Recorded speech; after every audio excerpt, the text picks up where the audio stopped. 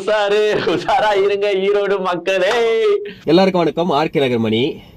இந்த வேஸ்டா போன ரோஸ்ட் பிரதர்ஸ் என்ன சொல்றானுங்க அப்படின்னு பாத்தீங்கன்னாக்கா, 11ஆம் தேதி தளபதி விஜய் அண்ணா ஈரோட்ல வந்து பிரச்சாரம் பண்ண போறாரு, அதனால கொஞ்சம் உஷாரா இருங்க அப்படின்னு சொல்லிட்டு இவனுங்க சொல்றானுங்க.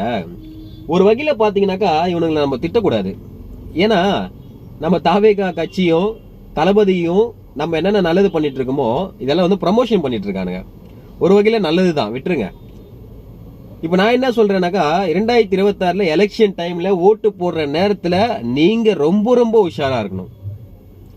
ஏன் அப்படின்னாக்கா, இப்ப பாத்தீங்கன்னா அங்கங்க வந்து இந்த ரோடு போடுறது, அதுவும் அரைக்குறையா, அப்புறம் தண்ணீர் பந்தல் வைக்கிறது.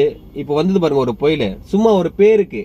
நான் எனக்கு தெரிஞ்சு ஒருத்தர் தான் பார்த்தேன் போயிட்டு இந்த மாதிரி தண்ணி போன புயல் விட இந்த புயலுக்கு வந்து தண்ணி கம்மியா தான் நிக்குது, தண்ணியே நிக்க கூடாதுன்னு பாக்குறோம், நீங்க தண்ணி கம்மியா இருக்குதா அதிகமா வந்திருக்கா அப்படின்னு சொல்லிட்டு நல்லா விசாரிச்சுட்டு இருக்காங்க.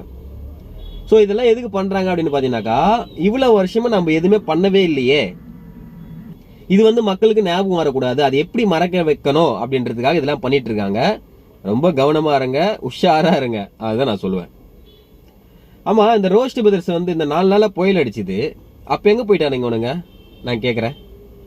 நாதாரிங்க இன்னும் நிறைய வருது, பட்டு நம்ம அந்த மாதிரி ஒரு அரசியல் பண்ணல.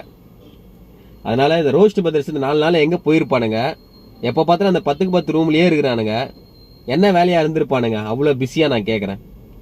வெளியே வந்திருக்கலாம் இல்லையா? அவங்களால முடிஞ்சதான் ஒரு ஹெல்ப் பண்ணிருக்கலாம்ல, பண்ணல. அப்ப இவனுங்க எவ்வளவு தீவிரமா வந்து ஒரு கட்சிக்காக பணத்தை வாங்கி கேவலமான பொழப்புல ஈடுபட்டிருக்கானுங்க அப்படின்னு சொல்லிட்டு நீங்களே கமெண்ட்ஸ்ல சொல்லுங்க. 2026 தளபதி விஜய் அண்ணா வெற்றி நிச்சயம். உங்க ஓட்டு நம்ம கடமை. நன்றி.